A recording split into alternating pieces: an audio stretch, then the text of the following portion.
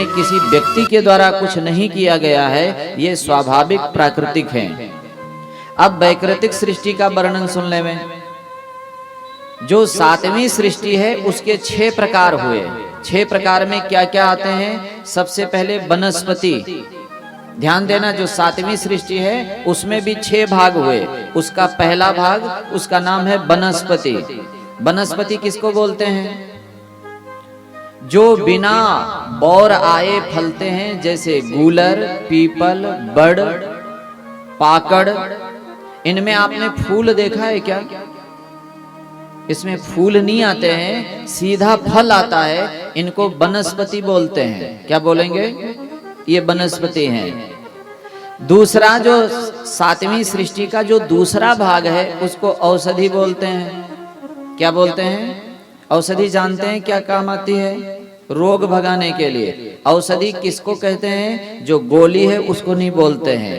तो औषधि का जो वर्णन है उनको क्या बोलते हैं? जो फल पक जाने पर पौधा नष्ट हो जाता है। जिस पौधे पर फल लगा, फल पका और पौधा नष्ट हो गया, उसका नाम औषधि है। जैसे गेहूं, मोठ, मूंग, बाजरा, इनमें एक बार ही फल लगता है, उसके बाद पेड़ पूरा हो जाता है। हो जाता है कि नहीं हो जाता है? इनका क्या नाम है? जोर से बोलो। और औषधि कितना खानी चाहिए? बोलो भाई, कितनी खानी चाहिए? इतना खा लेनी चाहिए कि उठाने के लिए 2 व्यक्ति चाहिए। औषधि हमेशा रोग होने पर। ये किस रोग की औषधि है? बोले भूख रोग की औषधि है। इसको मिटाने के लिए जितने कम से कम में मिट जाए उतना ही खाना चाहिए। ठीक है। अगली सृष्टि जो तीसरी है उसका नाम है लता। लता किसको बोलते हैं? जो किसी के सहारे चढ़ती है, जैसे गिलोय आदि। अगली जो सृष्टि है जिनको तोकसार बोलते हैं। तोकसार किसको बोलेंगे? जिसकी छाल कठोर होती है, जैसे बांस आदि का छाल, ये तोकसार में आएंगे। और अगली सृष्टि बिरुथ। बिरुथ किसको बोलेंगे? जो जमीन पर फैलती है लता, उसका नाम बिरुथ है। जैसे काकड़िया, मतीरा, ये जमीन पर, इनको बिरुथ में बोलेंगे। आगे बताते हैं, एक सृष्टि है द्रुम। द्रुम किसको बोलेंगे? इनके लिए बताया जिसपे पहले फूल आता है उसके बाद फल आता है। जैसे जामुन है, आम है, इनमें पहले फूल आएगा फिर फल लगेगा। इनको द्रुम बोलते हैं। इस तरह से सातवीं सृष्टि के 7 भाग हुए।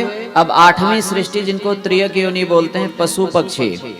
इन्हें काल का ज्ञान नहीं होता है, ध्यान रखना। ये जो त्रियक योनि है इनको काल का ज्ञान नहीं होता है। और तमोगुण की अधिकता के कारण ये केवल खाना पीना, सोना, मैथुन करना, भय आदि इन्हीं सब का अनुभव कर सकते हैं। बाकी इनके पास में काल का ज्ञान नहीं होता है। और जो 9वीं सृष्टि है उसको मनुष्यों की सृष्टि बोलते हैं। मनुष्यों में क्या गुण है? स्वाभाविक मनुष्य में रजोगुण प्रधान है, कर्म पारायण है और दुख रूप विषयों में ही सुख मानने वाले हैं। क्या लिखा है? दुख रूप विषयों में सुख मानने वाले हैं। ऐसा आप लोगों को लगता है ये बात सही लिखी है क्या? दुख रूप विषयों में सुख मानने वाले हैं। ये खाते तो हैं सुखी होने के लिए और पेट खराब कर लेते हैं, फिर मिलता क्या है दुख रूप। और मान क्या रहे हैं? सुख। ब्याह करते हैं किसके लिए? सुख। और ब्याह के बाद आज किसी को सुख मिला हो मेरे को बताना बाद में, ठीक है? सारी पंचायती शुरू हो गई। आए थे, बढ़िया स्वस्थ शरीर था और बूढ़े हो गए, तब तक छुट्टी कोई मिली नहीं। और बोले महाराज हम तो फंस गए। और फंस गए तो अभी भी निकल जाओ, लेकिन निकलेंगे नहीं, क्योंकि दुख रूप सृष्टि को सुख माने हुए बैठे हैं। ऐसे साधु बने।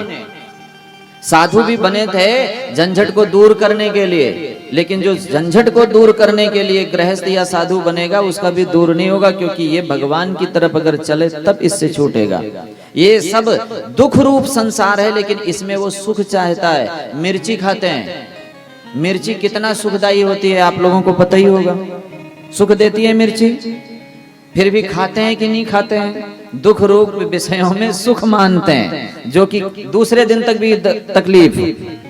ऐसे बहुत सारे संसार में जब आप देखेंगे तो मुख्यतः दुख रूप विषयों को सुख रूप मान करके ये मनुष्य भूला हुआ है। रजोगुण संपन्न है और कर्म पारायण है। कुछ ना कुछ ये करता रहेगा, नहीं तो सो जाएगा। इस तरह से सृष्टि का वर्णन किया। 6 प्रकार की प्राकृतिक, 3 प्रकार की वैकृतिक सृष्टि के अलावा सनत कुमार आदि जो ऋषि हैं ये कौमार सर्ग के हैं। इनमें प्राकृतिक और वैकृतिक दोनों प्रकार की सृष्टियां हैं। देवता, पितर, असुर, गंधर्व, अप्सरा, राक्षस, यक्ष, सिद्ध, चारण, विद्याधर, भूत, प्रेत, पिशाच, किन्नर, किम पुरुष, अश्वमुख आदि भेद से देव की ये 8वीं सृष्टि बताई गई है।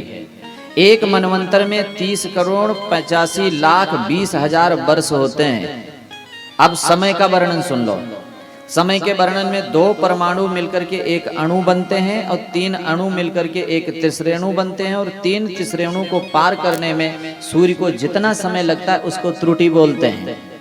अब त्रिश्रेणु के लिए वर्णन संकेत क्या दिया है कि कभी आप लोग घर में दरी झटकाया है या नहीं, झाड़ू लगाया है या नहीं, तो आप देखेंगे रोशनदान के सहारे थोड़ा सा सुराख होने पर सूर्य का प्रकाश आता हो और आप झाड़ू लगाए हो, तब वो प्रकाश ऐसा लगता है जैसे ट्यूबलाइट का डंडा है।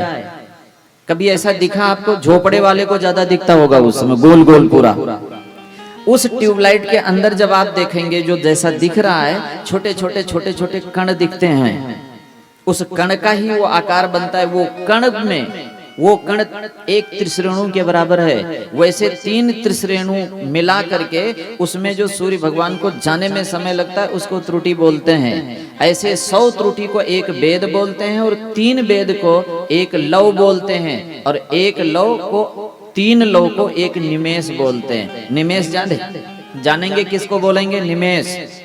महाराज निमि तपस्या करके भगवान से वरदान लिया कि मुझे लोगों के पलकों पर रहने का स्थान दे दो। बोले क्यों? बोले कोई भाग्यशाली जब आपका दर्शन करेगा तो मैं वहीं रहूंगा, मैं भी कर लिया करूंगा। तो जब से महाराज निमि इस पर सवार हुए तो जितनी देर में ये पलक झुक करके एक बार झपती है उसको एक निमेष बोलते हैं। और 3 निमेष में एक क्षण, 5 क्षण का एक काष्ठा और 15 काष्ठा का एक लघु और 15 लघु का एक नाडिका जिसको दंड बोलेंगे। 2 दंड का एक मुहूर्त और 8 पहर का एक दिन और 6 मास का एक अयन और 2 अयन का एक वर्ष बोलते हैं। और ये देवताओं का एक दिन हुआ। ठीक है, देवताओं के ये एक दिन होते हैं। सतयुग, द्वापर, सतयुग, द्वापर, त्रेता, सतयुग, त्रेता, द्वापर और कलयुग, ये 4 युग हैं। ये अपने से अलग अलग मान पर पूरा समय व्यतीत करते हैं। 4800 दिव्य वर्ष का सतयुग होता है, 3600 दिव्य वर्ष का द्वापर, 2400 दिव्य वर्ष का द्वापर और 1200 दिव्य वर्ष का कलयुग होता है। इनमें 12, 24, 36 और 48 के क्रम से होते हैं। अगर इनको मानवीय वर्ष के अनुसार से जोड़ा जाए तो 4,32,000 वर्ष का कलयुग हुआ। इस तरह से प्रत्येक मनु, ध्यान देना ये बातें बहुत सुंदर लगेगी जब आप लोग कभी विचार करेंगे। प्रत्येक मनु 71 चतुर्युगी तक अपना अधिकार भोगता है। कितना? 71 चतुर्युगी। एक युग कितने साल का? ऐसे 71 बार जब ये फेरा ले लेता है तब तक एक मनु रहते हैं। और 1 सहस्र यानी 1000 चतुर्युगी का ब्रह्मा जी का एक दिन होता है। कितना बड़ा दिन होता है? अब आप लोगों को आश्चर्य लगता होगा ना। कभी आप लोग तितली की उम्र जानते हैं कितना? 60 घंटे। कितना? 60 घंटे में तितली जन्म भी ले लेती है, बड़ी भी हो जाती है, ब्याह भी हो जाता है, बाल बच्चे भी हो जाते हैं, नाती पोते भी हो जाते हैं और बूढ़ी होके मर भी जाती है। कितने घंटे में? वो भी उतने अनुभव करती है जितना आप 60 वर्ष में करते होंगे पूरे जीवन में। उसको नहीं लगता मैं कम जीव। अगर आपको ना विश्वास हो तो आपको और एक उदाहरण देते हैं। आप लोग कभी स्वप्न देखा या नहीं देखा है? देखा है या नहीं? स्वप्न में कितना टाइम लगता है आपको धनवान होने में, फिर कंगाल होने में? कलकत्ता भी चले जाते हैं, वहां रेडी चला के बिजनेसमैन भी बन जाते हैं, बड़े ठेकेदार बन करके धन कमा के घर आकर के और नाती पोते सब घर से निकाल के रो के मर भी जाते हैं और पता लगा अभी सोए थे। देखा है ऐसा सपना कि नहीं देखा है? ये सब भगवान की लीला और माया है। एक बार नारद जी ने भगवान से कहा आपकी माया क्या है? बोले क्यों इसके चक्कर में वो मायापति को देख रहे हो, इतनी बहुत है? बोले नहीं महाराज एक बात पता तो लगे। बोले ठीक है। एक दिन नारद जी नदी में स्नान करने गए और वहां जैसे डुबकी लगाया तो क्या देखा, मैं मर गया। और मरने के बाद में मैं स्त्री बन करके जन्म हुई, छोटी सी बच्ची, और बड़े लाड प्यार से मेरा पालन हो रहा है। मैं जवान हुई हूँ और मेरा ब्याह हो गया है। मेरे 5-6 टाबर भी हैं, उनका मैंने ब्याह किया और उसी उत्सव में खुशी मनाते हुए नहीं, हाँ मैं पुरुष बना, मेरा ये सब ब्याह शादी हुआ और उसके बाद में मैं मरा तो एक कन्या बन करके जन्मा। मेरा ब्याह हुआ, मेरे बच्चे हुए और मेरे पति शिकार खेलने गए थे और वहां उनको शेर ने खा लिया। उनको लेकर के मैं रो रही हूँ बैठे हुए। इतना देखा और जब जोर से रोए तब तक बाहर आ गए डुबकी लगा करके। तब क्या देखते हैं कि मैं ये हूं कि वो हूं। अब सोचो डुबकी लगाने में कितना टाइम लगता होगा। डुबकी लगाने में उतने में दो जन्म का देख लिया उन्होंने और पूरा पूरा अनुभव है, कैसे ब्याह हुआ था, कैसे छुट्टी हुई थी, कैसे रो रहे थे।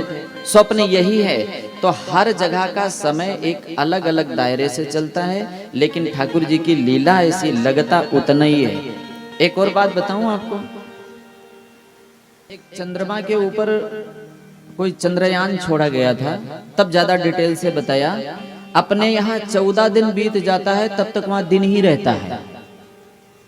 सुना है ये बात कि नहीं सुना? 14 दिन तक उस चंद्रायन को वो ढूंढते रहे कि कभी तो दिख जाए, उसके बाद रात हो जाएगी। तो 14 दिन का एक दिन और एक रात चंद्रमा पर होता है। अब अपने सोचो कितना, जितना भार आपका यहाँ है, अगर आप चंद्रमा पर चले जाएंगे तो बहुत कम हल्के हो जाएंगे आप, भार अपने आप गायब हो जाएगा। ये सब अलग अलग सृष्टि की महिमा है। अच्छा ये भी नहीं समझ पाओ तो बिना वीजा के जाना चाहो तो नेपाल चले जाओ। वहां जब आप अपना 100 रुपया देंगे तब आपको ज्यादा सामान मिलेगा वहां। और जब आप खुले कराएंगे उनके करेंसी में, आप देंगे 100 रुपया और वो आपको 160 रुपया दे देंगे। आप कहेंगे देखो कितना सारा मिल गया। लेकिन जब टोटल सामान में करेंगे तो बात वही की वही। वहां एक सज्जन के अभी में ठहरा हुआ था, बोले मैंने स्कूटरी लिए महाराज जी 3 लाख रुपए की। कितने की? मैंने कहा इतनी महंगी हो। जब इससे जोड़ा तो टैक्स आदि लगा के वही पड़ा। आलू वहां पर 80-90 रुपया किलो और बस देखा जाता भारत से ज्यादा है। तो वो बात वैसे ही। कहने का मेरा भाव क्या है, कम ज्यादा गिनती में होता है, लेकिन उस व्यक्ति को अनुभव उतना ही होता है। पहले लोग 125 साल जीते थे तब भी इतना ही करते थे जितना आज 60 साल वाले करके धाप जाते हैं। करते हैं कि नहीं करते आप बताओ? हाँ, कहानियों में ये जरूर बताते थे महाराज 10-12 साल तक तो हम नेकर ही नहीं पढ़ते थे, पहनते थे। ऐसा बोलते थे 10-12 साल तक महाराज हम तो यूं ही घूम लेते थे। अगर आप यूं ही घूम लेते थे तो आ ई ऊ भी नहीं जानते थे। ये भी तो है। आज यहाँ 2-3 साल में पढ़ लेते हैं, उनको शर्म संकोच हो जाता है। अब वो मरते मरते 125 साल बिताते थे, तब जितना ज्ञान होता था उतना उनको अब 40-50-60 साल में हो जाता है। तो ये समय की एक लीला है ठाकुर जी की। जो चीज हम लोग पूरी उम्र भोग करके करते हैं, उतने तृप्ति ब्रह्मा जी को वो 100 वर्ष पूरा करके लगता है। ध्यान देना, उसमें कोई ऐसा नहीं होता है। और नहीं तो अगर अपने जोड़ें तो वो तो बोर हो जाएंगे। 1000 चतुर्युगी जब बीत जाता है तब ब्रह्मा जी का एक दिन होता है, और फिर 1000 चतुर्युगी बीतता है तब एक रात होती है। और इसके बाद ऐसे करके 100 साल जब बीतता है तब शिव जी का एक दिन होता है। कितना? और जब शिव जी का ऐसा करके 100 साल बीतता है तब भगवान विष्णु एक बार पलक झपकाते हैं। अब बताओ आप, ये समय की गति है, ये लीला है। जो जिस माहौल में रह रहा है उसी में अपने को जीने का संतोष होता है। ये ठाकुर जी की लीला नहीं होती तो व्यक्ति पागल हो जाता है। ऐसे समय का यहाँ वर्णन है। वर्णन के बाद में सृष्टि विस्तार की बात पूछी है। सभी प्रकार की ब्रह्मा जी सृष्टि करके थक गए। जब उनसे सृष्टि नहीं हुई तब एक दिन उन्होंने भगवान के लिए तप किया। भगवान ने उनको वरदान दिया है, शक्ति दिया, और अब मैथुनी सृष्टि का उन्होंने विचार किया। दाहिने भाग मनु जी और वाम भाग से शत्रुपा को प्रागट्य किया। इसके बाद में दोनों को आज्ञा दिया कि अब आप हमारे सृष्टि में विस्तार करें। मनु महाराज ने हाथ जोड़ करके बड़ी सुंदर प्रार्थना की है कि मैं आपके आज्ञा का पालन तो करूंगा, लेकिन वह सृष्टि रहेगी कहाँ, क्योंकि पृथ्वी तो रसातल में गई है। ये इस बात के लिए जैसे चिंतित हुए, ब्रह्मा जी के छींक आई और बारह भगवान का अवतार हुआ। बोलिए बारह भगवान की जय। उन्होंने स्तुति सुनकर के पृथ्वी को हिरण्याक्ष का वध करके पृथ्वी ला करके स्थापित किया। उस पर मनु महाराज रहे। इनके 5 संतान हुई। कितनी? 2 तो बालक हुए, एक का नाम प्रियव्रत और एक का नाम उत्तानपाद, और 3 इनकी बालिकाएं हुई, आकुति, प्रसूति और देवहूति। समझ में आ रहा है कथा? इसके बाद ब्रह्मा जी के 9 पुत्र हुए ऋषि। उनमें से एक का नाम है करदम ऋषि।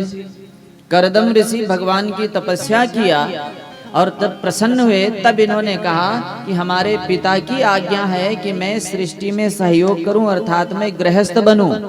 महाराज मुझे डर लगता है कि अगर पत्नी सही से नहीं मिली तो जीवन नरक हो जाएगा। क्या हो जाएगा? वैसे ज्यादातर अगर देखा जाए तो लोगों के मन में ये रहता है कि पुरुष ज्यादा बुद्धिमान होते हैं और स्त्रियों में बुद्धि नहीं होती है।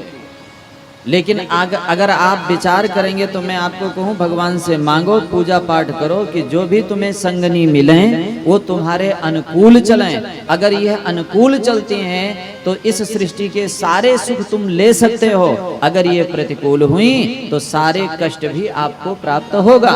यहाँ भगवान से प्रार्थना किया है कि हमें ऐसी पत्नी अर्धांगिनी मिले जो आपकी विस्मृति ना हो। दूसरा, पुत्र हमें आप बन करके आओ तो मैं गृहस्थ धर्म का पालन करूं। क्योंकि साधारण भाषा में कहते हैं, पहला निरोगी काया, बैठने की छाया, पुत्र आज्ञाकारी, सुंदर नारी, ये सब सुख का वर्णन है। तो यहाँ पर पत्नी आपकी याद दिलाती रहे, पुत्र स्वयं आप बनो। भगवान ने वरदान दिया। इसके बाद ब्रह्मा जी ने मनु जी से कहा, आप अपनी पुत्री देवहूति का विवाह करदम ऋषि के साथ कर दो। महाराज मनु अपने पुत्री देवहूति का विवाह करदम ऋषि से किया है। क्या ब्याह शादी होती थी बताओ? बाबा के पास कुछ नहीं है, पेड़ के नीचे बैठे हैं। पुत्री राजकुमारी है और सुंदर इतनी है कि एक बार अपने अट्टालिका पर कंदुक क्रीड़ा कर रही थी। उसको देख करके एक गंधर्व जैसे देखा, देख के मूर्छित हो गए। इतनी सुंदर राजकुमारी। बाबा जी पेड़ के नीचे बैठे थे, जाके ब्याह दे।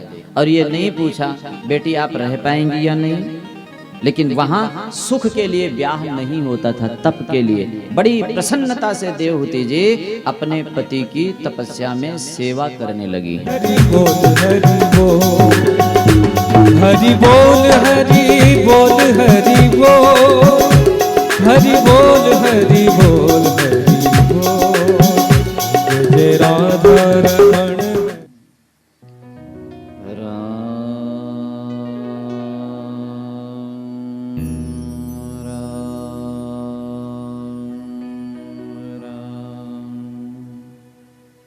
राम जी राम, राम जी राम। राधे राधे गोविंद गोपाल, राधे माधवा। राधे राधे गोविंद गोपाल, राधे माधवा। राधे राधे गोविंद गोपाल, राधे माधवा। राधे राधे गोविंद गोपाल, राधे माधवा। गोविंद राधे माधवा, गोपाल राधे माधवा। गोविंद राधे माधवा, गोपाल राधे माधवा। गोविंद राधे माधवा, गोपाल राधे माधवा। गोविंद राधे माधवा, गोपाल राधे माधवा। राधे राधे गोविंद गोपाल, राधे माधवा। राधे राधे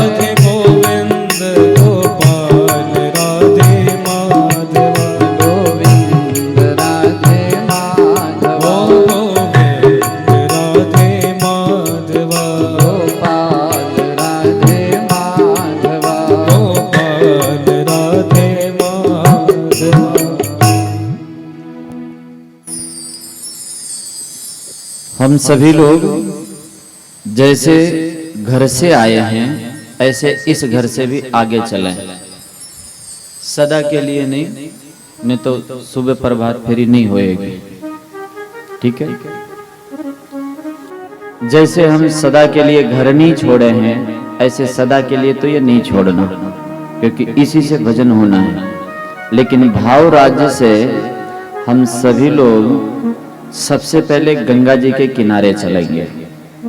हम लोग बहुत भाग्यशाली हैं, कितनी जगह कथा हो रही है हम आपको बताते हैं। सबसे पहले तो हमारे नाम राशि प्याऊ के पास हो रही है कि नहीं हो रही। दूसरी कथा नईमी सारण्य में चल रहा है, जहां पर सूत सौनक संवाद के रूप में, ध्यान से सुनना। इसके बाद महाराज परीक्षित और सुखदेव जी वाली कथा गंगा जी के घाट पर सुखताल में हो रही है, जिसको अभी बोलते हैं। फिर इसके बाद कौन सी कथा चल रही है? विदुर और मैत्रेय जी वाली चल रही है, ये भी गंगा किनारे हरिद्वार के पास चल रही है। फिर इसके बाद कौन सी कथा चल रही है? इसके बाद जो कथा चल रही है वो नारद जी ब्रह्मा जी की भी चल रही है ब्रह्मलोक में, वो भी बोल रहे हैं, ये उनको बता रहे हैं। अब अपने लोग ये देख लें जहां आराम मिले वहीं पहुंच करके कथा सुने। और कैसी दिव्य सुंदर कथा है। करदम ऋषि तपस्या कर रहे हैं, कब?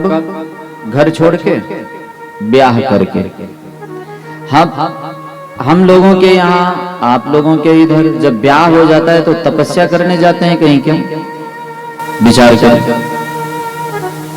ब्याह के बाद में तपस्या बताया गया है। भगवान श्री कृष्ण के एक संतान होने के बाद जब कोई संतान नहीं हुई तो ऐसा भी मैं एक जगह सुना, 25 वर्ष तक तपस्या किया। कितनी? ब्रह्मचर्य का पालन करके पुत्र प्राप्ति के लिए। गृहस्थ धर्म केवल सुख भोग नहीं है, सुख भोग के साथ भगवत प्राप्ति का लक्ष्य होता है। आज हमारे करदम जी तप में लग गए और जो उनकी धर्म पत्नी श्री देवहूति जी हैं वह अपने सौभाग्य की सराहना करते हुए सेवा में लग गई। आजकल घर की देवियां अगर पति देव चोटी भी रख लें तो काट देती हैं। आप विचार करें, ये मैं मन गढ़ंत नहीं बोल रहा हूं। मेरे को किसी ने बताया कि महाराज मेरी घरवाली ने मेरी चोटी काट दी। मैंने कहा उसको रखे हैं अभी भी आप? पत्नी पतन के लिए नहीं लाते हैं अपने, पत्नी इसलिए लाते हैं कि ये पतन से बचा लेगी। पुत्र उसे कहते हैं जो पुत्र नाम के नरक से रक्षा करे। जब भी आप लोग कृपा रखें तो असली संबंधी वही हैं जो हमें भगवान में लगावे। पिता नहीं है जो भगवान में न लगावे, पुत्र नहीं है जो भगवान में न लगावे, भाई नहीं है जो भगवान में नहीं लगावे, पत्नी नहीं है जो भगवान में न लगावे। आज बड़ी खुश हैं कि मेरा पति जितेंद्रिय है, वह ईश्वर आराधना में लगा है और 1-2 दिन सेवा नहीं किया। जब करदम जी महाराज की सुंदर वो तपस्या पूरी हुई तो क्या देखते हैं, एक वृद्धा नारी के रूप में देवहूति का दर्शन हुआ। और जब देखा ऐसा कृष्ण शरीर तो महाराज करदम बड़े भावुक हो गए। वाह देवी, मेरे साथ ब्याह करके तुम्हें कितना कष्ट मिला। बोले नहीं स्वामी, ये मेरा सौभाग्य है। हे देवी, मांगो तुम्हें क्या चाहिए। देव पुरुष जो किसी इच्छा को लेकर के किसी की सेवा करती हैं, वो सेवा नहीं व्यापार हो जाता है। मैं अपने कर्तव्य का पालन की हूं, मैं आपके चरणों की दासी हूं, मेरा सौभाग्य है जो मैंने सेवा किया, कुछ बदला के लिए नहीं। जब इन्होंने और अच्छी बात कही, महाराज का और मन बना, नहीं देवी मेरी प्रसन्नता के लिए मांगो। बोले देव पुरुष, अगर आप ऐसा ही कहते हैं तो आपकी आज्ञा हम मानेंगे, लेकिन एक विनती साथ में है, आपकी प्रसन्नता प्लस आपके पिता ब्रह्मा जी की भी प्रसन्नता अगर शामिल कर दूं तो बोले फिर तो और अच्छी बात है, फिर तो मांग खुले दिल से। बोले आपके पिताजी ने ब्याह करने के लिए क्यों कहा था? बोले गृहस्थ इसलिए स्वीकार किए थे कि सृष्टि में सहयोग करें, हमारे कोई संतान हो। बोले यही कर्तव्य मैं भी चाहती हूं कि आपका पूरा हो। लेकिन महाराज अगर हमें संतान की इच्छा है तो रहने के लिए घर चाहिए। जब इस तरह से कहा, करदम जी महान सिद्ध ठाकुर जी के परम भाग्यवान भक्त थे, संकल्प किया और एक ऐसा घर बनाया जो 7 तल्ले का था। कितने मंजिल का? और वो 7 मंजिल का घर इतना सुंदर था। देखो भाई, दूसरे का घर देखने में तो बहुत अच्छा लगता है, कहीं जाओ और बढ़िया साफ सफाई हो रखी हो तो कितना अच्छा लगता है, लेकिन जिसने साफ सफाई किया है उससे पूछो कितना अच्छा लगा होगा।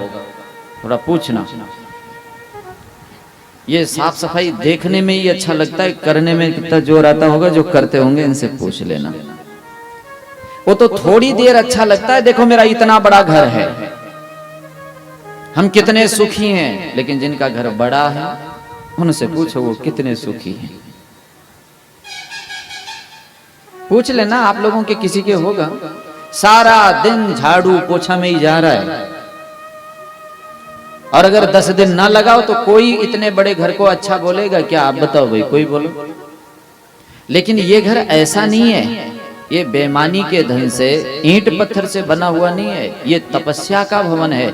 यहाँ बड़ा है लेकिन साफ सफाई स्वतः अपने आप होती है। वैसा घर हो तो कितना अच्छा लगे। यहाँ तक उसकी सजावट भी आपको नहीं करना है, आपको केवल मन में इच्छा करना है आज मेरे घर में ऐसी सजावट हो, हाथों हाथ वैसा हो जाना। और क्या सुविधा है? न झाड़ू करना है, न पोछा लगाना है, न सजाना है, और न बाजार से कोई सामान खरीद के लाना है कि डुप्लीकेट निकल जाए। जो आप सोचेंगे।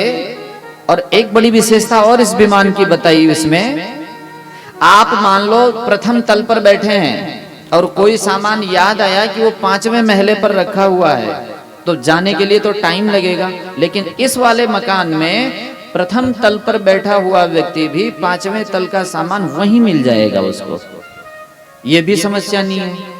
एक और सुविधा है, हम ही घर के मालिक मालकिन हैं और सामान रख के भूल गए, अब सारे तल्ला ढांढ रहे हैं कहाँ है।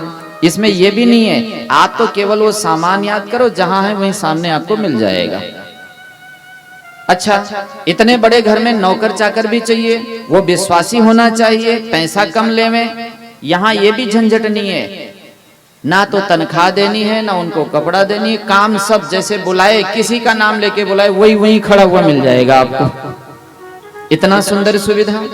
ये सारी सुविधा होने पर भी एक सबसे बड़ी बात और थी, आज आप लोग शाम को जल्दी जल्दी क्यों भागते हैं कि घर में काम, घर दूर है, भागते हैं कि नहीं? लेकिन उस घर में ये सुविधा थी कि जहां चाहो वहीं ले आओ।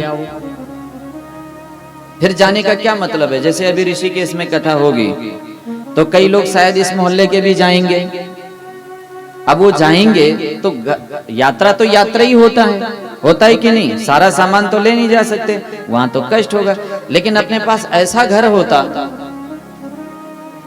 कि घर को बोल देते चल ऋषिकेश कथा सुनना है, तो आप लोगों को कोई तकलीफ होता क्या भाई? साथ में दुकान को और जोड़ लेते, चलो वहीं चलते हैं अपने कर लेंगे, कितना बढ़िया होता। लेकिन इस धन से ऐसा घर नहीं मिलेगा। लेकिन वो ऐसा था, जो इच्छा आप जहां के लिए कहोगे, हरिद्वार, काशी, मथुरा। एक समस्या इस घर में और आता, मान लो इसमें ऐसा भी होता, अब इतने लोग बैठे हो, सब अपने अपने घर ले आते तो पंडाल में कितने घर आते ये बताओ पहले। ये एक समस्या। लेकिन इस घर में ये भी समस्या नहीं है, जितना चाहो उतना छोटा करके जेब में रख करके बैठ जाओ, और जब आपको बड़ा करना है तो बड़ा भी हो जाएगा। वो आकार भी बदल लेता है, क्योंकि ये सत्य की तपस्या के द्वारा उत्पन्न हुआ विमान है। इसमें किसी प्रकार का कोई तकलीफ नहीं है। घर उसी को कहते हैं जहां जाने पर सुकून मिले, ध्यान रखना, उसको बोलते हैं घर। वो चाहे टूटा फूटा झोपड़ी ही क्यों ना हो, उसको घर बोलते हैं। ये सर्व सुखदायी विमान जब प्रकट हुआ तब देवहूति जी करदम जी को देखे और नीचे सिर कर लिया। जानते हो इसका क्या कारण था? बता सकते हैं कोई? बहुत बड़ा घर हो और रहने वाले फटे पुराने कपड़े, मैले कुचेला शरीर हो, तो कोई उसको मालकिन बोलेगा क्या? जैसा घर है फिर वैसा ठाट बाट भी तो अपना शरीर भी होना चाहिए। तुरंत करदम जी समझ गए, अच्छा देवी बात आपकी सही है, एक काम करो, वो बिंदु सरोवर है, जाओ उसमें डुबकी लगाओ एक बार। और जैसे डुबकी लगाई गई ऐसी जगह पर जहां पर बहुत दिव्य एक भवन है, उसमें सहस्रों दासियां अच्छे अच्छे सामग्री लेकर के खड़ी हैं उनको सजाने के लिए। आजकल भी जगह जगह खुलता है सजाने के लिए, क्या बोलते हैं उसे? हाँ, ब्यूटी, हाँ ये बता रहे हैं।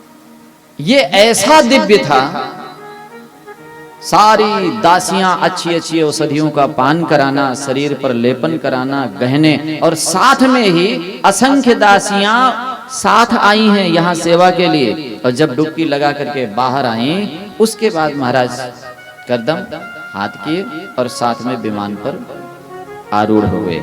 और अब विमान को बोले चलो, कहां? जहां जहां मन रहा होगा देवहूति का, वहां सब जगह भ्रमण किया। और सुख के समय कितने जल्दी बीतते हैं। दुख का समय और सुख का समय घड़ी वही होती है, घड़ी में कोई फर्क नहीं आता है, लेकिन आपके समझ में फर्क हो जाएगा। हो जाएगा कि नहीं? जब हम किसी ट्रेन आदि की प्रतीक्षा करते हैं, ध्यान देना, तब हमारा समय जल्दी बीतता है क्या? नहीं बीतेगा। यही ट्रेन लेट हो रही हो और कह रहे हो 2 मिनट और लेट हो जाए, तो मिनट जल्दी जल्दी भागेगा, आपको लगेगा। तो जल्दी भागा नहीं है, लेकिन आपको आवश्यकता है। सुख के समय बहुत जल्दी व्यतीत होते हैं, और इनका भी समय बहुत व्यतीत हुआ। व्यतीत होने के बाद में इनकी कन्याओं का जन्म हुआ।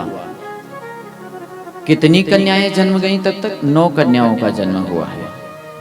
महाराज करदम को अपनी बात याद आई, जिस समय महाराज मनु विवाह के लिए देवहूति को लाए थे, उस समय इन्होंने शर्त रख दिया था, देखो राजन, हम गृहस्थ तो बनेंगे, लेकिन आपके पुत्री को वचन देना होगा कि जब इनके कोई संतान हो जाएगी फिर मैं भजन में लग जाऊंगा। इन्होंने कहा मंजूर है। अब संतान हो गई, इन्होंने कहा देखो देवी, अब मैं भजन करने जा रहा हूं। बोले देखो, आप भजन करने जावें, हम मना नहीं करेंगे, लेकिन जिम्मेदारी आपकी है। इनके लिए घर भर ढूंढे, और उसके बाद मैं किसके साथ रहूंगी? जो आपने वचन दिया, हम मना नहीं करते हैं आपको। जब इन्होंने देवहूति जी ने इस तरह से याद दिलाया, करदम जी अपने कर्तव्य का ध्यान करके भगवान से प्रार्थना किया, और इसके बाद उन्हें भगवान की बात याद आ गई कि पुत्र तो मैं भी बनने के लिए आऊंगा। बोले देखो देवी, अब आप अच्छी तरह से नियम व्रत को धारण करें, संयम रखें, स्वयं अनंत कोटि ब्रह्मांड नायक हमारे पुत्र बनेंगे, और इससे मेरा नाम सदा के लिए आदर से लिया जाएगा, और जननी कृतार्थ वसुंधरा पुण्यवती चतेन, आप धन्य हो जाएंगे। देवहूति जी समझ गई, पति पर पूरा विश्वास था, नियम आदि का पालन करने लगी। कुछ दिन के बाद स्वयं भगवान उनके उदर में प्रवेश किया। धीरे धीरे समय बीता, सारे ऋषि मुनि लोगों ने अपने आप महाराज करदम के उस विमान के आसपास आकर के निवास करने लग गए, क्योंकि जहाँ गुड़ होता है वहाँ चींटियों को बुलाना नहीं पड़ता है। सुगंध से अपने आप ठाकुर जी की सुगंध ही सभी भक्तों को खींच करके लाई, और एक दिन सभी लोग मिल करके आव आव भक्तों का प्यारा। जब इस तरह से ठाकुर जी के लिए सब लोगों ने विनती किया, ठाकुर जी प्रकट हो गए, और प्रकट होकर के सबको दर्शन दिया है। ऋषि मुनि लोग सत्संग किए और चल दिए। हम आगे का चरित्र और सुनेंगे, ठीक है? जब चले गए, अब ध्यान से सुनना भाई, यहां से सांख्य शास्त्र जिन प्रगट बखाना भागवत जी का यह प्रसंग हमें बहुत अति सुंदर लगता है। भगवान के कई तरह के अवतार होते हैं, कुछ निमित्त अवतार होते हैं। जैसे ग्राह के भय से त्रसित गजराज को उबारने के लिए भी एक अवतार हुआ, केवल एक काम के लिए हुआ कि नहीं हुआ? ऐसे यहाँ कपिल भगवान का सांख्य शास्त्र जो लुप्त हो गया था उसको कहने के लिए ही आए हैं, और कोई लीला कपिल भगवान ने नहीं की है। इस लीला को हम लोग विशेष रूप से सुनने की चेष्टा करेंगे। सभी लोग जब दर्शन करके चले गए, करदम जी ने अपने पत्नी देवहूति से कहा, देखो अब आप इनके साथ रहना और मैं जाना चाहता हूं। ठीक है, आपका बेटा है, आप उनको सौंप दो। जब कपिल भगवान के पास में गए तब भगवान ने एक बात कही कि देखो पिताजी, पुत्र सदा वही अच्छा होता है जो पिता की आज्ञा का पालन करे। आप हमें माँ की सेवा में रख रहे हैं, हम रहेंगे। आप जा क्यों रहे हैं और किसके लिए जा रहे हैं, करेंगे क्या वहां पर? बहुत ध्यान से सुनना। बोले मैं भगवान का भजन करूंगा। बोले भगवान मैं हूं, आप जानते ही हैं। आप एकांत में जाके भजन करेंगे। अगर विषयों से वैराग्य नहीं हुआ है और आप एकांत में बैठेंगे तो चिंतन किसका होगा? बोलो भाई, किसका होगा? और अगर विषयों से वैराग्य हो गया है, फिर चाहे तुम विषयों में ही क्यों ना रहो, फिर आपका भजन होना है।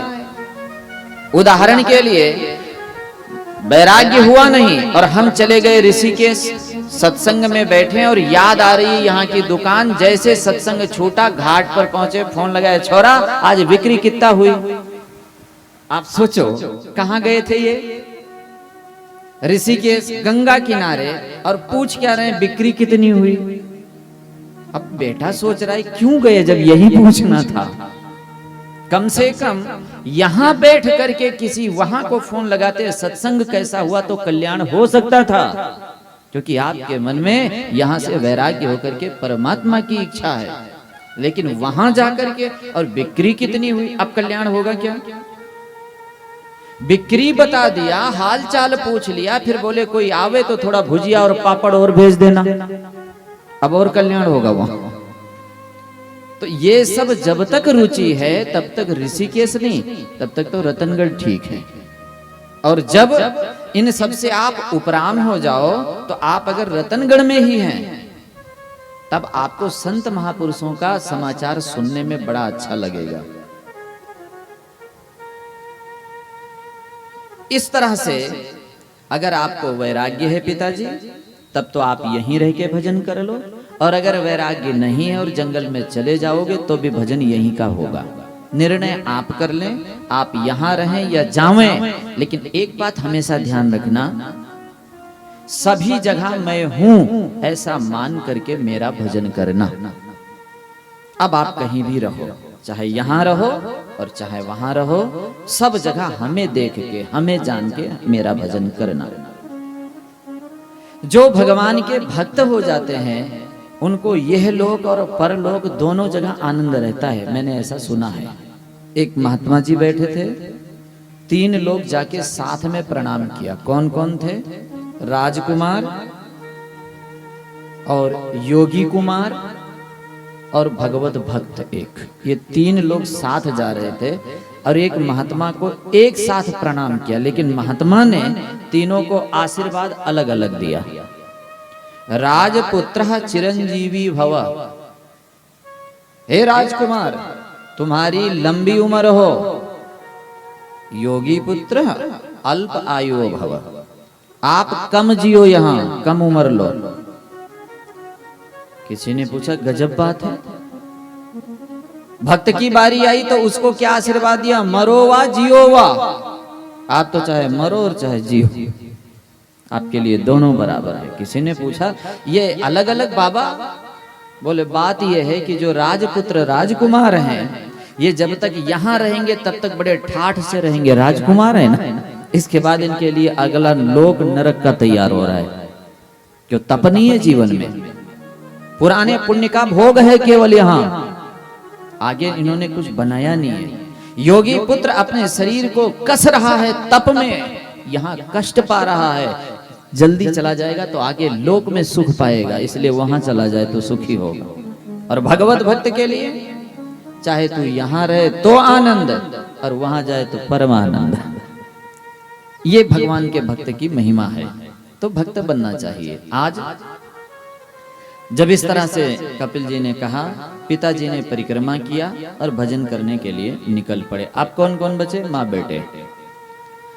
भगवान का सानिध्य हो और मन में वैराग्य ना हो, ऐसा हो सकता है क्या? आप लोग याद करें, विभीषण लंका का त्याग करके आया, हनुमान जी से सत्संग करके आया और मन में सोच रहा था उन चरणों का मैं दर्शन करूंगा जो स्वयं शिव जी अपने हृदय में धारण करते हैं। मैं उन चरणों का दर्शन करूंगा जिसकी चरण धूलि से अहिल्या का उद्धार हुआ। कितना भक्त है।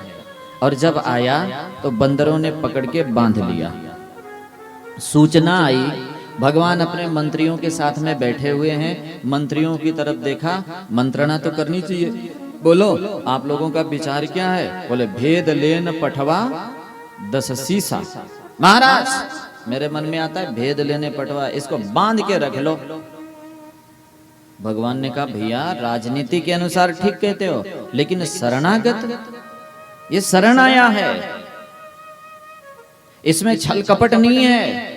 और निज हित अनहित अनुमान, ऐसा अनुमान करके जो शरणागत का त्याग करता है, तिन ही बिलोकत पाप अति, उनको पाप लगेगा, कोई देखेगा मुख नहीं। महाराज आप उदार हैं इसलिए ऐसा सोच रहे हैं, ये राक्षस है, राक्षस पता नहीं मन में क्या लाया हो। मेरे जो सन्मुख हो जाता है तो उसका फल जानते हो क्या होता है? सन्मुख हो ही जीव मोहि जब ही, और जन्म कोट अगनाशय तब ही। ये मेरी तरफ जब से चलना शुरू किया, मुख किया, तभी ये निष्पाप हो गया है। अब ये राक्षस कुल का नहीं है, फिर भी सुग्रीव नहीं मानता, पापी है। बोले कोई बात नहीं, कोट विप्र बध लागे जाहो। अगर तुम्हें लगता है पापी है तो एक दो नहीं, करोड़ों विप्र का वध करके आया हो, लेकिन सन्मुख आए हुए व्यक्ति का मैं त्याग नहीं करता हूं। जब राम जी अपने विश्वास पर अटल रहे तो सुग्रीव के मन में आया, जब आपको ऐसे ही करना है तो मैं जा रहा हूं, आप ही लड़ लेना। और भगवान अंतर्यामी, जैसे मन की बात जानी और तुरंत बोल दिया, जग में सखा निशाचर जेते और लक्ष्मण हनहि निमिष महतेते। सुग्रीव को यह भी पता लग गया मेरे बिना भी काम चल जाएगा, लेकिन भगवान अपने भक्त का किसी भी प्रकार त्याग नहीं किया यहाँ, क्योंकि भगवान के सन्मुख होते ही शुद्ध हो जाता है वो। अब जब माँ बेटे दोनों हैं, भक्त भगवान सन्मुख हैं, तो अब किसी विषय के द्वारा भावित होंगे वो। धीरे धीरे अंतःकरण और शुद्ध हुआ। एक दिन माँ अपने पुत्र के पास में आकर के कहती है, देखो बेटा, इस जगत में सबसे बड़ा पद अगर किसी का है तो वो माँ का है। किसका है? ध्यान से सुनना, पिता का नहीं बताया है, माँ का बताया है। आपको निर्णय के लिए और भी बता दे, मैंने सुना है कोई पुत्र सन्यास ले ले, ठीक है, और पिता उधर से आ रहा हो और पुत्र इधर से जा रहा हो, वो सन्यासी पुत्र, तो अब क्या कर्तव्य बनता है? तो कहते हैं वो पिता अपने सन्यासी पुत्र को साष्टांग प्रणाम करे, क्योंकि वो श्रेष्ठ हो चुका है, सन्यास ले लिया है पिता। लेकिन वही गली हो, एक तरफ से वो सन्यासी पुत्र आ रहा हो और एक तरफ से माँ आ रही हो, तब क्या करें? बोले अब ये सन्यासी बना हुआ पुत्र भी माँ को प्रणाम करे, माँ अभी भी श्रेष्ठ है। आप सोचें माँ की हमारे यहाँ कितनी महिमा है, लेकिन महिमा किसकी है? जोर से बोले आप लोग, शर्म आती है माँ बोलने में, बनने में तो आने लग गई। माँ बनने में हमारी माताओं को शर्म आने लग गई है, और समय ऐसा आ रहा है माँ कहने में ही शर्म आ रही है। हमारे यहाँ पूरे शास्त्र में माँ की महिमा है, भोग्या की महिमा नहीं है। और जो माताएं नसबंदी करा लेती हैं उनको स्वप्न भी अब ऐसा नहीं आएगा कि मैं मां बनने वाली हूं। आप विचार करें, हम किसी की बात नहीं कर रहे, मैं एक बात बता रहा हूं और आप लोग अनुभव करना, बहुत बड़ा नुकसान है। तब कहेंगे महाराज इतने संतान हो जाएंगे कैसे पालन करेंगे?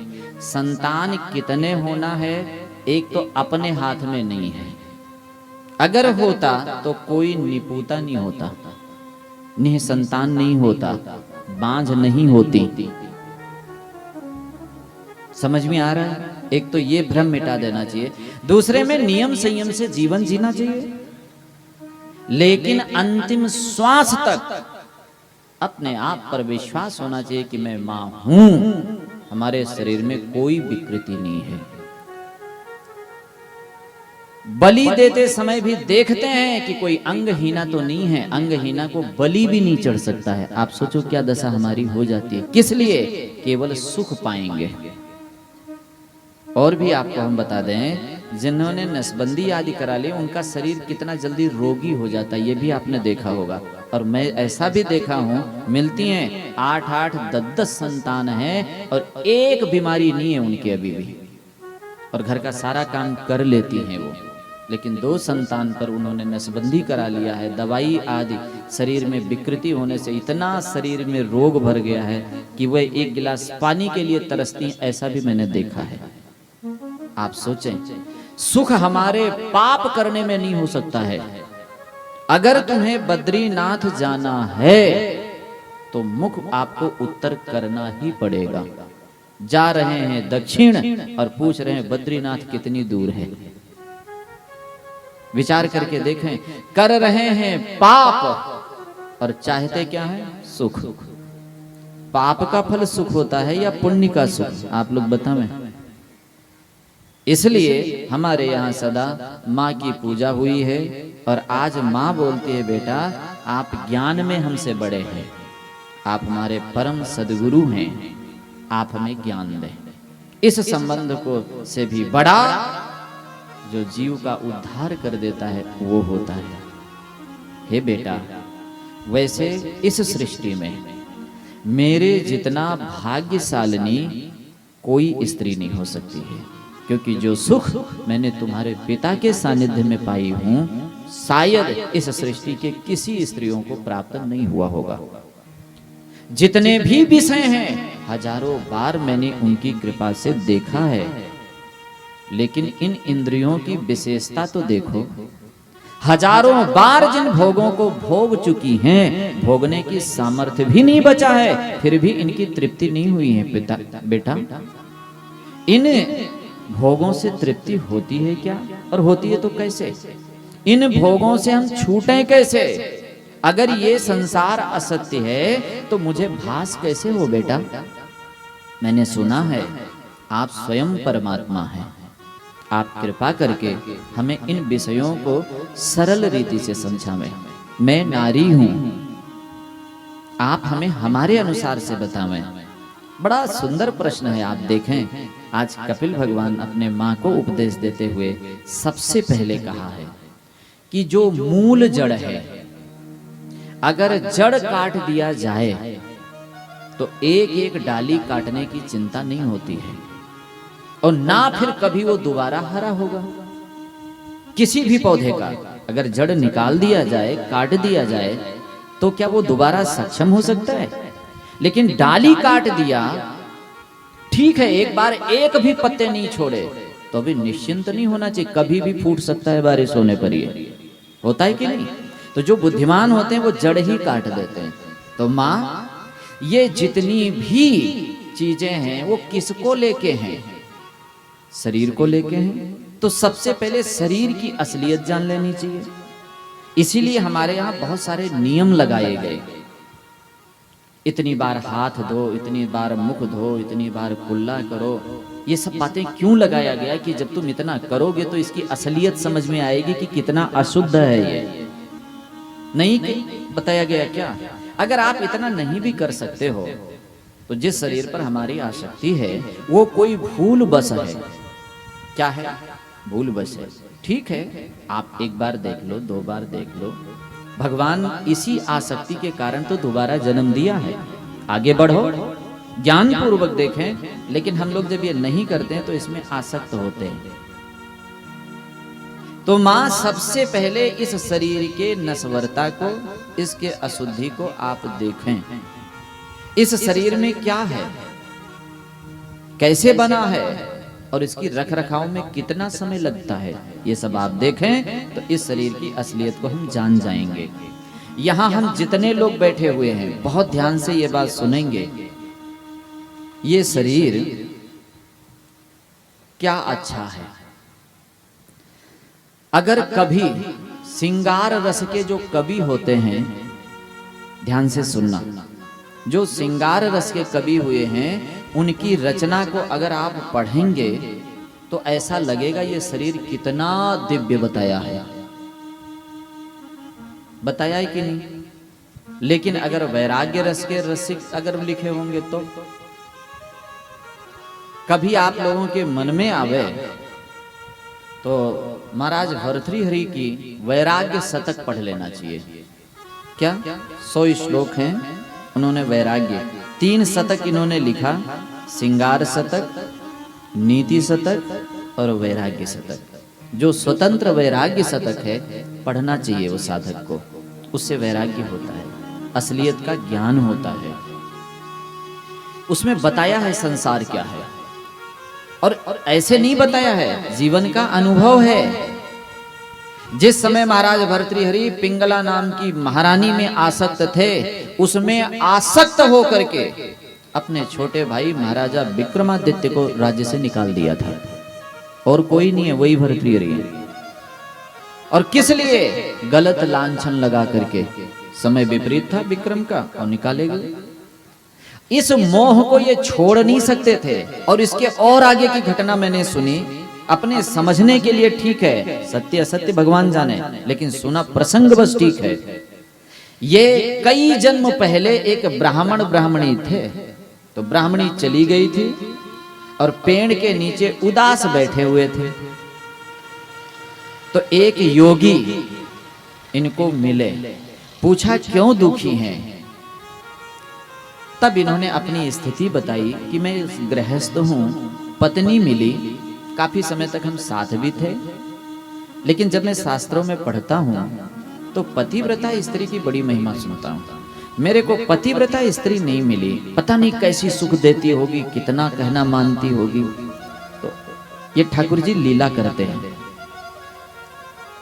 योगी पहुंचे हुए थे, बोले कोई बात नहीं, अगर तुम्हारी इच्छा है तो तुम्हें पतिव्रता स्त्री भी मिलेगी और आप उसका सुख लेके, लेकिन याद रखना लक्ष्य ईश्वर होना चाहिए। उनके तप से इनको कई जन्म तक पतिव्रता स्त्री मिलती रही और सुख भोगते रहे, वैराग्य हुए नहीं। वही महाराज भर्तृहरि और पिंगला बना। गोरखनाथ जी के मन में आया ऐसे तो अनंत वर्ष बीत जाएंगे, इनको कुछ ना कुछ समझाना चाहिए।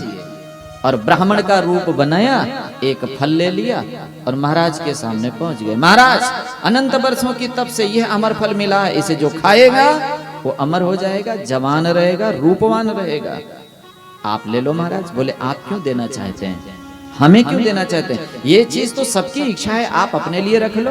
बोले नहीं महाराज, हम दरिद्र ब्राह्मण हैं, मांगना निषेध है, कर्म करना हमारे बस में है नहीं। मैं सोचता हूं अगर इस फल को खा लिया तो सारी जिंदगी रहना तो मुझे दरिद्र ही है ना। नहीं, हमारे लायक नहीं है। कम से कम महाराज, जिस समय मैं मर जाऊंगा, शरीर छूट जाएगा, ये दरिद्रता से पीछा तो छूट जाएगी। मैं आपकी प्रजा हूं और प्रजा का अधिकार है राजा को कुछ ना कुछ देना। ये लो, आप ले महाराज। अगर आप जिंदा रहे तो पृथ्वी का धर्म पूर्वक शासन करेंगे, प्रजा सुखी रहेगी। महाराज ने न्याय युक्त जान के ले लिया। ध्यान देना। और जब महाराज ने लिया तो उनके मन में आया कि मेरा मन तो महारानी में बसा हुआ है, इनके ही सुख में मेरा सुख है। मैं अमर हो गया और ये मर गई तो मैं मर भी नहीं पाऊंगा तड़प करके इनके लिए। और अगर ये जवान रही, सुंदर रही, हमारी सेवा करती रही, तो जब तक जिएंगे जिएंगे, उसके बाद मर गए कौन किसको देखता है। इसको अमर रहना जरूरी है। किस लिए? हमें सुख मिलता रहेगा। ध्यान देना। महाराज बड़े खुशी खुशी महारानी के पास फल ले गए, महारानी को दे दिया, महाराज राजी हो गया, मैं सुखी रहूंगा। महारानी का मन कहीं और लगा हुआ था। महारानी ऊपर से तो दिखावा कर रही थी, लेकिन उनका सुख कहीं और था। उन्होंने सोचा वो सुखी रहेगा तो मैं, ऐसे करते करते ये फल किसी ने खाया नहीं, ये दौड़ा, क्योंकि ये खाने के लिए आया ही नहीं था। ये तो संतों की तपस्या थी, वो चल रही थी इधर उधर। एक दिन सभा में क्या देखा महाराज ने, एक वेश्या खड़ी होती है। महाराज, ये मेरे पास अमर फल है, आप इसे ले लें, पालें, आप मेरे राजा हैं। महाराज के रोमांच हो गया। आजकल न जाने कौन सी तपस्या सिद्ध हो रही है, हमारे यहाँ अमर फल ही बहुत आ रहे हैं। देवी, ये अमर फल तुम्हें कहां से मिला? किस तपस्या का फल है? हे राजा, मेरे प्राण बख्शे जाएं। है तो किसी ना किसी जन्म के तप का ही फल, क्योंकि मुझे रूप मिला है उसके आधार पर, और उसी रूप से मोहित होकर के किसी देवता ने ये दिया है। नाम बताओ। अब डरी, राजा के सामने तो झूठ अब चलेगा नहीं। उसने कहा, आपके सेनापति ने दिया है, वो हमारे प्रेमी हैं। सेनापति बुलाए गए, आपने ये फल दिया। अब वो कांपने लग गए, आपको कहां से मिला? आपने कौन सी तपस्या की? बोले, राजन, बात आपकी सत्य है, मेरे प्राण की रक्षा हो, किसी न किसी जन्म में मैंने तपस्या किया, मुझे बल मिला है, और उस बल से प्रसन्न होकर के किसी देवी ने मुझे दिया है। देवी का नाम बताओ। अब यहां देवी प्रकट हुई। देवी थी वो महारानी। महाराज तो कांप गए पूरे। महारानी को बुलाए, देवी ये फल, सीधा नहीं पूछा, देवी इधर आओ, एक दिन मैंने आपको अमर फल दिया था। हाँ महाराज, आपने खा ली? बोले हाँ। तब तो आप अमर हो गई होंगी। हाँ महाराज, अगर उस फल का यही फल है अमरता, तो अब मैं अमर भी हो गई हूँ, और सदा युवावस्था को प्राप्त रह के आपकी सेवा भी करती रहूंगी, आपको सदा सुख दूंगी। अच्छा, हम इसी उद्देश्य से आपको वो फल दिए थे महारानी, लेकिन आप खाई या नहीं खाई ये आप जानती, मैं नहीं जानता। नहीं महाराज, विश्वास करें, मैं खा चुकी हूं वो। अच्छा तो ठीक है, सेवकों, इस महारानी को बीच चौराहे पर कमर तक जमीन में, और मेरा आदेश है 10-10 जूते सब मारेंगे सिर पर। महारानी कांप गई, महाराज ये क्या है? बोले, अमरता की पहचान, कुरूप होना नहीं है, मरेगी है नहीं, निकाल लाएंगे फिर से। अब महारानी क्या करेंगी? जाएंगी? डरी, नहीं नहीं महाराज, मर जाऊंगी मैं, कुरूप हो जाऊंगी। बोले क्यों? बोले फल नहीं खाइए। बोले लाओ फल वापस दे दो, वो भी नहीं है। तब महाराज वो फल देखे और देखे और समझ में आ गया, जिसके लिए मैं मरता हूं वो कहीं और मरती है, और जहां वो मरती है वो कहीं और मरता है। ये संसार है, क्या है? हम इस बहम में जी रहे हैं कि ये हमारे प्राण हैं और उनको कहीं और ये व्यक्ति सदैव झूठ बोल रहा है। हर व्यक्ति से एक ही बात कहता है, आप मेरे प्राण प्रिय हैं। क्या है? प्राण को गुस्सा नहीं आता है, और नहीं तो एक दिन भी गुस्सा आ जाए और कह दे अगर यही प्रिय है तो मैं जा रहा हूं रहना इनके साथ। लेकिन वो जानता है झूठ बोलने की आदत है इनकी, इनको केवल अपने से मतलब है, बाकी किसी से नहीं मतलब है। इसी वैराग्य से भावित होकर के उन्होंने वैराग्य शतक की रचना की, और आप पढ़ के देखें क्या बात लिखी, कितनी सच्चाई लिखी है। वैराग्य जीवन में ज्ञान देता है और ज्ञान मोक्ष देता है। इसलिए हे मां, सबसे पहले इस शरीर से वैराग्य होना चाहिए। वैराग्य कब होगा? जब आप इसके विषय में जानेंगी, इसमें क्या क्या है, आप देखें, आप सुने और समझें। लखनलाल जी कहते हैं निषाद राज जी को, देखिए सुनिए गुनिय मन माही, मोह मूल परमार्थ नाही। मां, इस शरीर को देखो, इसमें सबसे ज्यादा अगर कुछ सुंदर दिखता है तो वो मुख है। इस मुख की उपमा लोगों ने चांद से कर दी। क्या चंदा जैसा मुख है। तो फिर ठीक है, कृष्ण पक्ष में खोल लिया करो, उजाला हो जावे, वो तो कहीं होता ही नहीं। ये केवल लोगों के वर्णन है, ऐसा है क्या? नाक बता दिया कि तोते जैसा, गाल टमाटर जैसा तो लगाओ, दांत अनारदाने जैसा, ये सब केवल वर्णन है, ध्यान देना, केवल धोखा है। ये रस का वर्णन है, ऐसा है कुछ नहीं। माँ आप विचार करके आप देखें, इनमें कितने द्वार हैं? 2 नाक है, 2 कान है, 2 आंख है, 1 मुख है। इसी के समूह को चंद्रमा बोलते हैं, अनारदाना बोलते हैं। लेकिन आप विचार करके देखें, सुने, इसमें क्या चीज है? आंख ठीक है, 2 दिन ना धो देखो भी कीचड़ निकलता है, कितनी सुंदर चीज।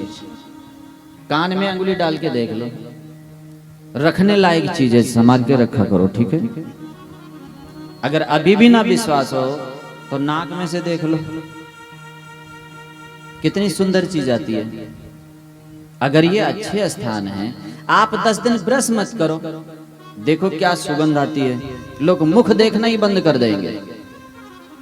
माँ इन शरीरों के इन छिद्रों को देखो, सुनो, समझो, आपको पता लगेगा ये वर्णन केवल कामी पुरुषों के लिए है, साधक के लिए नहीं है। फिर भी अगर नहीं मान रहा है तो ज्ञान पूर्वक इनको देखो, इनसे काम में लो, तुम्हें वैराग्य होगा। कुछ नहीं है, केवल वर्णन है।